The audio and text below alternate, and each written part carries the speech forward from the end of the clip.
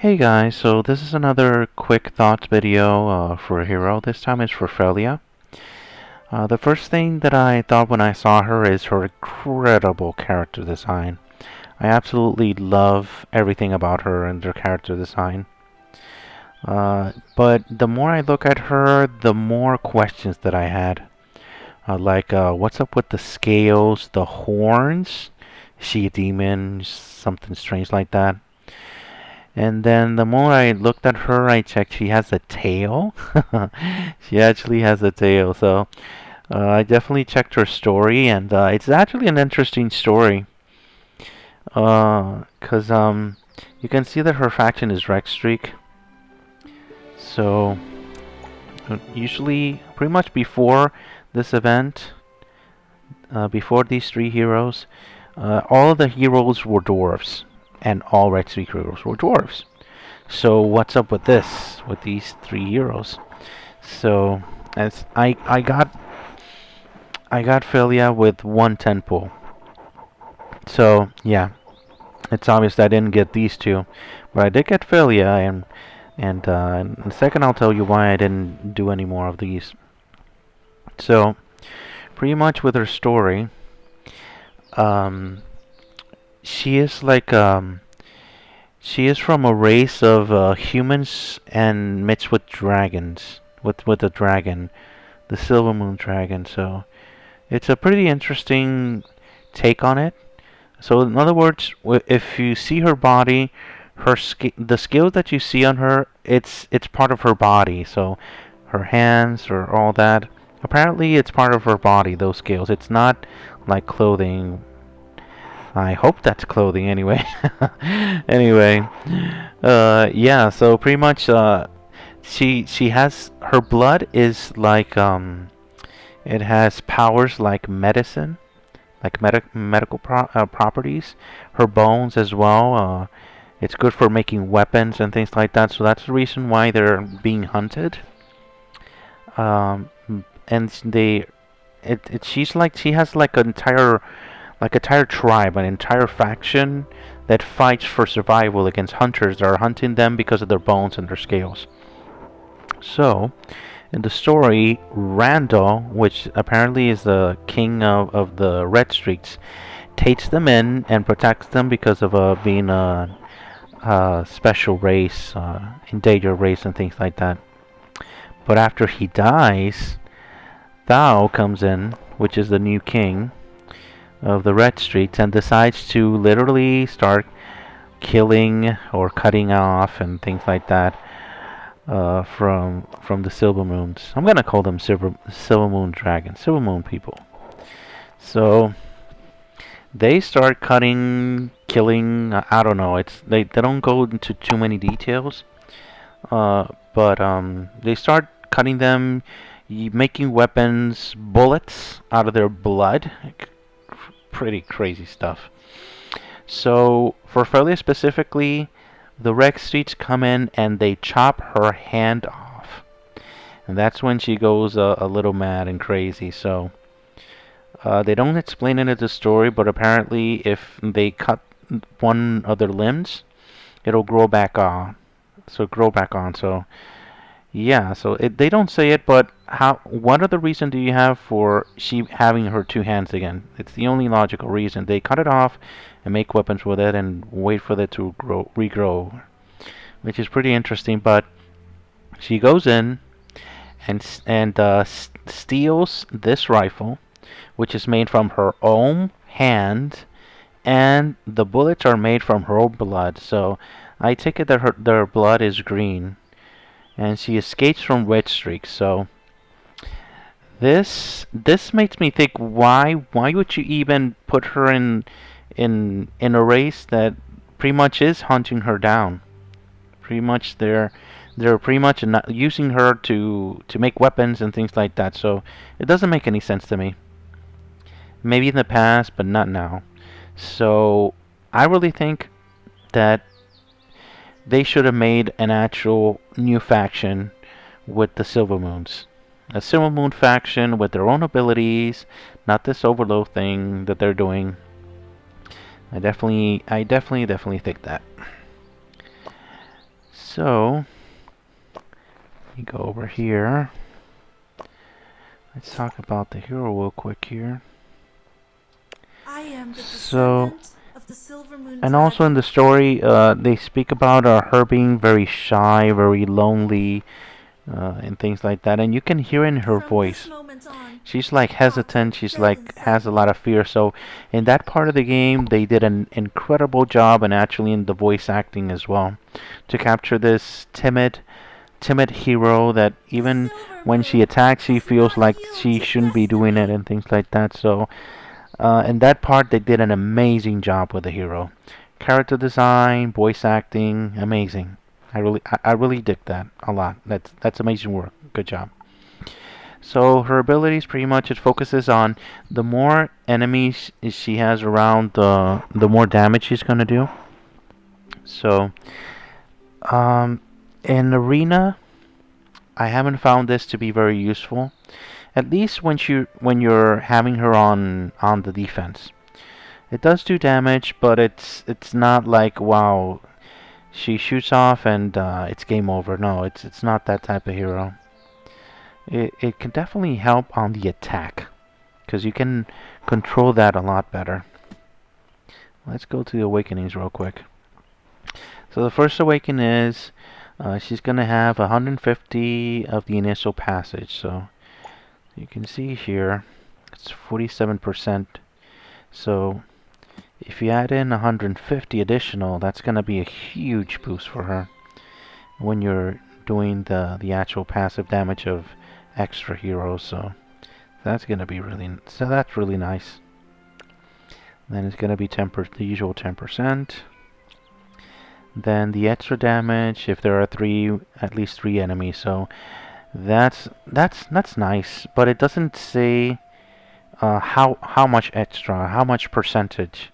So you pretty much stay in limbo there. So that's a problem here. So 10% and the plus 5. Pretty much she'll get 50% less overload. So pretty much she's gonna go off more times faster.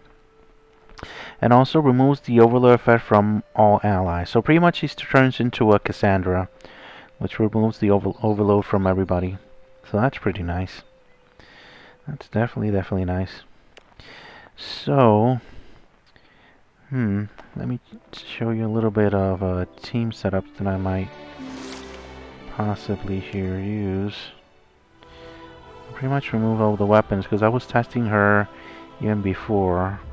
Because he here has her 180, but the even without weapons, she doesn't do a lot of damage. It's pretty much almost the same amount. So that's sad. I really wanted her to be really good, but let me show you a few things that I think that might could be good with her. So since she's a red streak hero, the obvious thing that you can do with her is pretty much taking the red streak heroes. Get here, Cassandra. Let me get her real quick. There we go. So I heard from my guildies because I do have one guildie that does have her plus 5, and he says that she hits like a truck. But when he was describing her, he was describing for tower. So that's definitely something noticeable here.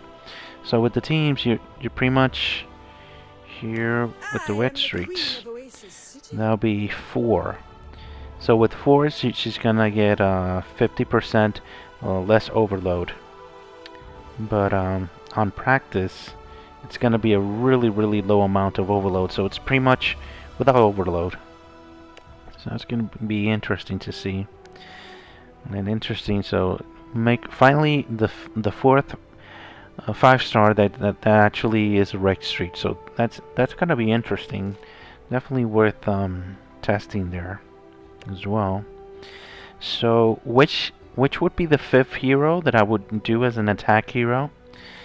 I would say definitely I know what you crave. Rella here, because the thing is that she has this ability uh, pretty much she's gonna make them take even more damage, and she is an average speed hero. So if you do this setup, you could first go off Morella, and then you go and do Felia and pretty much wreck everyone in the team. And then pretty much the other abilities from Midas, then Thauron, and then when they actually all these three go off, you can activate Cassandra, and it's gonna be pretty much reloading the gun all over again. So it's gonna be crazy. Raise shields. It's gonna be crazy. So I think this team will be really good for Felia on the attack. On the defense, I haven't seen not a shred of evidence that she will be good on defense, because she is very squishy, very squishy.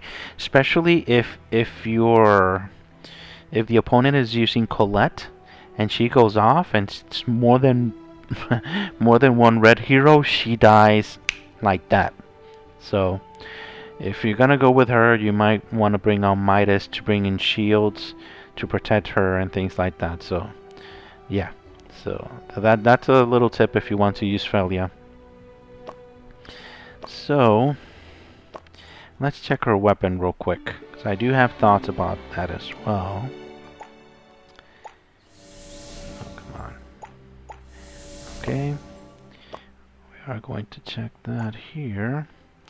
So her weapon, pretty much, it's going to be 50% overload. So yeah, it's not really groundbreaking, because many other heroes have this ability of actually getting crit like her.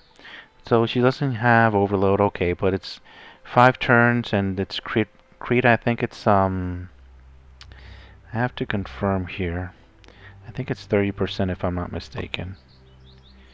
Let me confirm here real quick on the notes. Patch notes here. If you want to check what maximum, it's always good to check your Felia. So crit chance is 35% on fully upgraded weapon. So you can actually get this from other weapons, and it's not just for 5 turns. Let me go here real quick again, show you which weapons I'm talking about. So for example, this weapon, pretty much, if you put her on Felia, it's going to give her 50%, and it always has a 33% chance that she's going to get it. And then there's Wanda, which this weapon I'm not a fan of, but it is even better than Felia's weapon, because you just have to activate 5 Naya Stones, and that's it. You have the 35 that you're supposed to only have for 5 turns. And then there's Adrita. When she goes off, you're pretty much gonna have, if I'm not mistaken, 25, 35. I have to check that. I'll check in, but pretty much you have it confirmed, positive there. So yeah. So there's definitely better options than her weapon. So I don't recommend getting her weapon. That's for sure. Because there are definitely better options for her. I really hope that they switch it up. They take her off a red streak, change her weapon, and then they create a brand new faction and change this ability for her. But that's me and me wishing here, you know. All right, so I do. So let's wrap this up. So I do believe she's gonna do very good on tower, because apparently her ability does do less damage in arena, other Dragoneers, as they say. So, but on campaign, tower, Mystic Ruins, she's gonna be really good. According to my guildie that has her +5, she hits really hard. So that's gonna be very interesting. And her, if you give her +5 and her cleansing, it's gonna be really nice on the red streak team. That's for sure. Or a team that uses a power weapon. Could be.